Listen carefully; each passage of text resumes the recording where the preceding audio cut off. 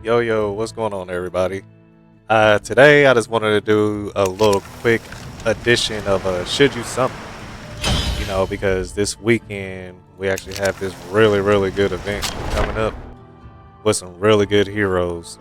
So for one, if you don't have Setrum, now's the time to definitely summon for Setrum. He is really, really good in this game and a very good marksman to have. Like, the dude is powerful. Like, if you don't have him, I would definitely recommend summoning for him. Like, he can clear like half the field on his own, and that's just without even being under the marksman signal because he's with the Infernal faction, and this dude just like lights people up.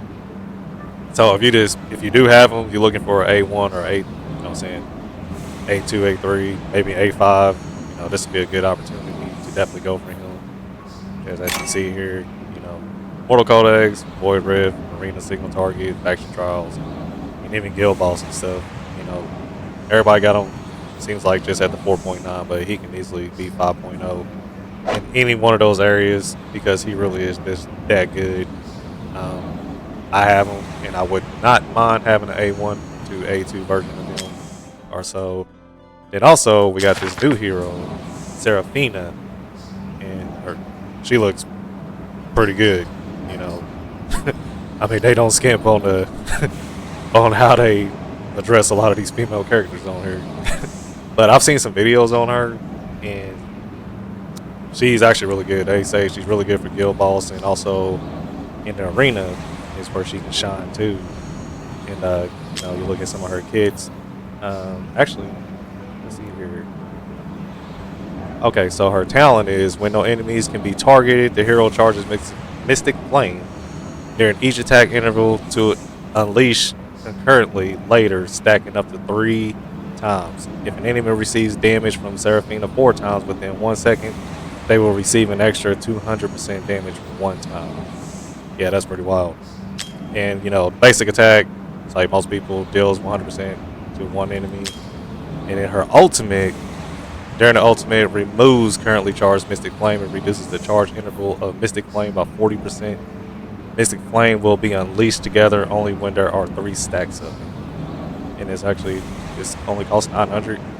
So she if you like looking at her in the arena, and there's usually a delay before the mobs come out and stuff, so she's just sitting there just stacking that Mystic Flame.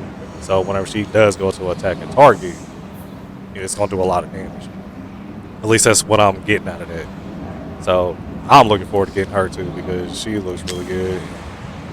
You can't go wrong, with more mages apparently. I don't think Esoteric has enough fighters in her though. I think they could actually use with some more fighters. But some actually good fighters that is. But I don't mind this at all. Her Eternal Hatred. Each basic attack or triggered talent effect has a 20% chance of being enhanced.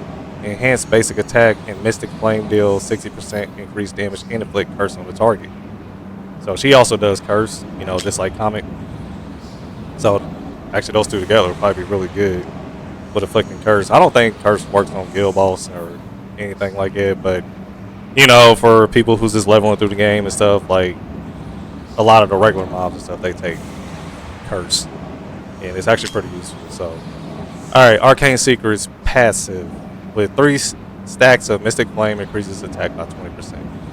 So you got 20, 25, 30, 35. So she can go up to 40% attack just by skilling her up. Even with Eternal Hatred, you can increase the damage. 6, 70, 80, 90, 100%. So that's pretty good too. Yeah, so I'm definitely hoping to pull her, because like I say, gotta keep increasing the Pokedex, So I really do want her. And then you got Baron here for anybody who's starting the game. Like Baron is actually a really good tank. He can carry you for a long, long time if you're looking for a good tank early on, because he also has a yield. So he won't die right away when his HP drops below 0. And he'll hang in there. He can heal himself. He also does AoE damage here. So he's really good. I like Baron a lot. I actually used him still in Gear Raid 2 for the one of the phases, you know, where the little runners start charging and you need somebody to hurry up and kill them and stop them. So he's really good there. I like Baron. If you don't have him, you know, if you need a new player, a new tank, he'll be good for that. Then Lily, most people say she's really good in guild versus guild. I think she's pretty decent. Like even early on in the game, you need a healer. Like she can do some stuff for you. You know, she got grants attack base healing to one ally in range, and so yeah, she's an attack base healer. And also, her ultimate is an auto ultimate. Each attack or each heal quickly restores HP for the target 2 times. Additionally, the hero's healing multiplier on the targets with HP below 40% is increased by 20%. This effect lasts for 20 seconds. So that's pretty good.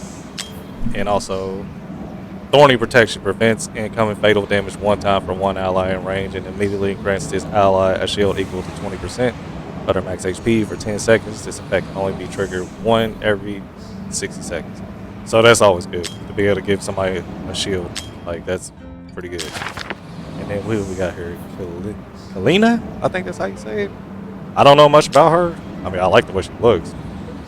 I like that, you know, like Beastmaster type look and stuff. So let's see what she does here. Cannot make crit hits. Each attack has a 50% chance to deal extra true damage equal to 50% of the hero's attack. That's interesting. So no crits. Okay. But let's see what our ultimate. Raging Blitz rapidly attacks one random target in range. Each hit dealing 50% damage and triggering the talent effect. After the ultimate ends, gains stun. Nice. That actually sounds pretty good. Then we got increases attack, Untamed Wrath. Increases attack by 20% when there is more than one enemy in range. Each one additional enemy reduces the attack increase effect by 5% down to 15%. That's kind of hard to understand, at least for me, but I don't know. I like the way she looks. Her aesthetic is really, really nice. They did a good job. Like they do a good job with a lot of it. Oh, she's esoteric too. Okay. So we got 2 esoterics. All right. But the big one here is one of the most wanted heroes in the game, Mr. Yovar. I think that's how you say it. Yovar? I'll just go with Yovar. I mean, look at this dude. Crazy. Crazy. Look at all the swords. I love it. I love it. You know I got to go for him.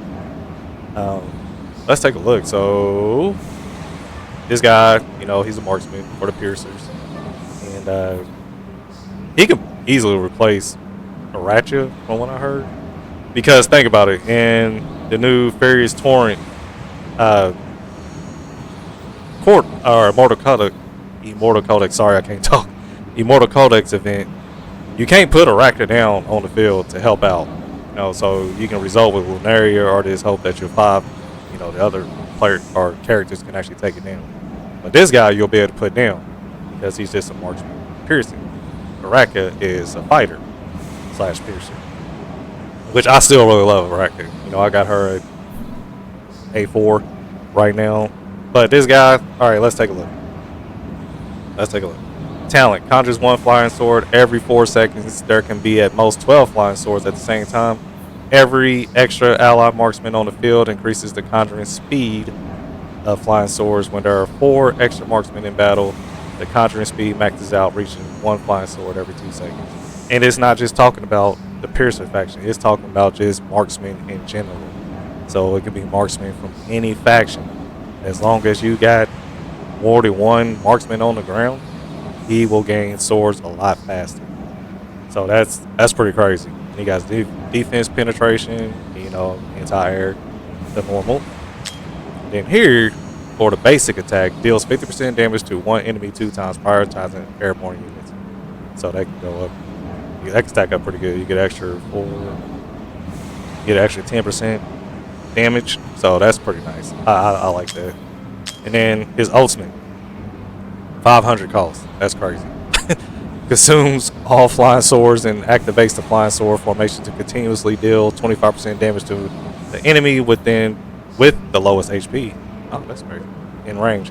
The frequency of strikes increases with the number of flying swords, reaching up to 60 strikes with 12 flying swords. Wow. So you can just delete people like right away. You know, if it's the lowest HP target, he is just going to delete them. So you got 3, 6, 10, 15% extra damage. And look at that. That's crazy. This is like a rain of swords. I really like that. 60 times. Man, this dude's going to be sick. 16 calls. That's not bad, you know, for a marksman, especially being a legendary marksman. Most of them, you know, go for 12, and then the highest ones is what, Nyx and Fish Dude, Mr. Razak. You know, they 22 calls, but he's right in between with 16. I don't think that's bad at all, especially consider the fact it only takes 500 calls to get his ultimate. And the more marksmen you get, the more swords you get, so you can just be raining swords, you know, all day. Alright, so we got Victorious Pursuit. Upon casting the ultimate, reduces the attack interval by 20%, and each attack deals 55% damage 3 times. This effect lasts for 10 seconds. If an ultimate consumes 12 flying swords, the duration of this effect is extended by 5 seconds. So you can get an extra 20%. Very nice, very nice. After an allied marksman, Lethal Blazestorm is what this one's called. After an allied marksman casts their ultimate, gains 1 flying sword, and the following 3 basic attacks of this hero ignore an extra 15% damage. Now that's crazy. Anti-air damage increase plus 3%. Okay, so you can get an extra 7% anti-air damage and an extra 8% defense penetration increase at max level. Very nice, very nice. So his lore skill, this is where the stuff always gets interesting. But you know, they always, if it's a lore, they give 15%. You know, legendary lord, and epics give 10%. Okay, so increases faction team members' basic attributes by 15%. Faction team members' attack ranges are also increased. When deployed, faction team members' damage increases by 15% every 20 seconds, stacking up to 3 times. So we just talk about Busty. You know, if I get this dude, there's not going to be a day that I go by where I'm not using my marksman team. You know, unless it's in some type of content where you can't. But man, I gotta get this dude. You know, I got Valderon, you know, the weekend he was released, so I'm hoping I can go 2 for 2 and pull Yovar this weekend. Actually, I plan on doing a summoning video because I do want to do. Oh, you also got Carnelian here. I really want to try her out. I mean, she just looks cool. You know, I've seen mixed reviews about her, but I think if you actually got the cultist team, like a lot of the, or not the cultist, but a lot of the chaotic team, she will actually do really good there with those guys and girls, you know, because I think that's what she's made for. I don't think she's just meant for this like random regular content. I think she's meant to be with her faction. And yeah, you see Gear Ray 2, Faction Trials, Void Rift, and Guild Boss is some of her better areas to play with her, but let's see what she got. After the hero's healing waves reach an ally without soul essence 7 times, grants soul essence to them. Okay, so let's check this out. Single target heal releases a healing wave to one ally in range and grants attack based healing to the target if target reach if their HP is below 30%. Yeah, so look at this. Yeah, I mean it can still work with other faction characters, but I think it's going to shine more with the chaotic faction, which is arguably my favorite faction. So let's see, Soul Infusion, 1000 calls, grants soul essence to all allies with HP below 30% in range, and grants physical damage reduction and magical damage reduction to all allies in range. Okay, so yeah, so this must be the soul essences that's above these two's head, Salazar and I guess that's Oral is what it looks like, Orion. But anyways, you can see this is what it does. She shoots out the essence, it bounces between the targets to heal the characters, and yeah. So I think I really do want her. I like that. I like the way she looks and her skills. See, when Healing Wave reaches an ally with Soul Essence, it will bounce to another nearby ally up to 1 time. However, its healing effect will decrease by 40% after each bounce. Okay, that's not bad. And then what we got? Soul Vibration. When a Healing Wave reaches an ally with Soul Essence, it deals 40% AoE damage to up to 7 enemies around the ally. Okay, so she actually can do some damage too. That's pretty cool, you know, because not a lot of healers on here can actually do damage other than Lightlock, I believe.